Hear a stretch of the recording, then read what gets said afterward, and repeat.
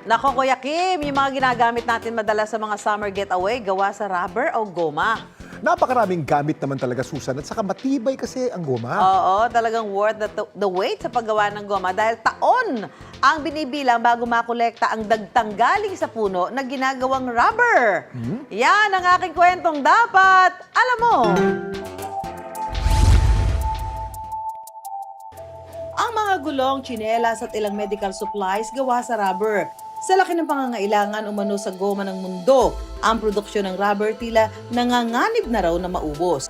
Kabilang ito sa 2020 Critical Raw Materials ng mundo ayon sa listahan na inilabas ng European Union. Kaya malaking ambag umano na nananatiling buhay ang industriyang ito sa Mindanao.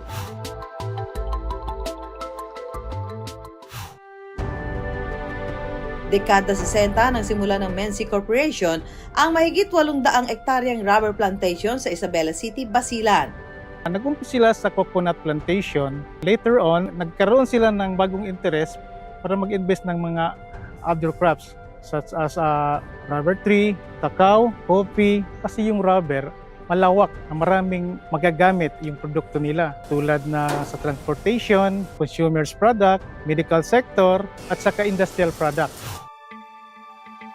Aabutin daw ng 4 hanggang 7 taon ang aantayin bago makapangolekta ng dagta sa puno ng rubber. Rubber tapping ang proseso ng pagtatasa sa trunk o katawan ng puno para makolekta ang tumutulong dagta nito. Yung mga toppers po namin, nag-start po yung topping nila around 5:30 or 6 a.m. After 3 to 4 hours, kinokolekt po nila yung dagta. So matatapos ito around 11 or 11:30 a.m. Ang naipong dagta, tinatawag din na latex na pangunahing ginagamit sa paggawa ng goma at gulong ng sasakyan. Yung production ng rubber is whole year. Continuous po ito. Although may mga buwan na wintering, so doon din bumababa yung production ng latex namin. Nakadepende raw sa tamang pagtatasa ng puno ang dami at taon na mapapakinabangan ito ayon sa agriculturist na si Ferdinand Arquero. An average of at least 28 years na pwede natin pakinabangan yung production ng latex. Yan ay natural na process ng paglaki ng rubber tree. For so long na hindi mo dapat tamaan yung cambium na tinatawag doon sa ating bark, na kung natamaan yung transparent na membrane na yon, it will stop yung production ng ating latex. So kung natamaan mo yon at wala kang care sa pagtatap, basically yung ating pong stem ay mag-turn into brown. So doon usually nag-stop ang latex production ng rubber tree. Ang latex sa ilalim sa coagulation o pagpapatigas. Ang dagta or latex naman ng rubber tree, basically milky ang appearance niya na parang katas ng papaya. Ito ay hindi naman siya ganun kadikit. Certain minutes na lumipas ay nagiging parang malambot na or clayey ang texture. Sa tulong ng makina, ihuhulma ang semi-processed na rubber. May sarili na po kami proseso. Halimbawa sa latex, pinaprocess po yan within 24 hours. So sa isang araw po, nakapaprocess po kami ng 225 bales for 16 hours operation po. Dapat alam mo na kabilang ang Pilipinas sa Belt of Rubber Producing Countries. Kaya isa ang bansa sa top 10 exporters ng semi-processed rubber sa mundo ayon sa report ng Department of Trade and Industry.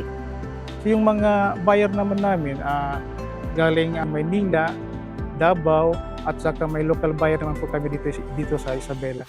Itinuturing din na white gold ang rubber sa Isabela, Basilan mula pa noong dekada 50. Unang tinanim ang rubber tree sa Pilipinas dito sa Isabela de Basilan na tinanim ng isang US Navy na si James Walter Strong. Ang size naman ng rubber tree, basically yan, ay umaabot ng at least 65 to 130 feet at an average of 30 to 45 centimeter naman yung kanyang diameter sa mismong puno ng rubber tree.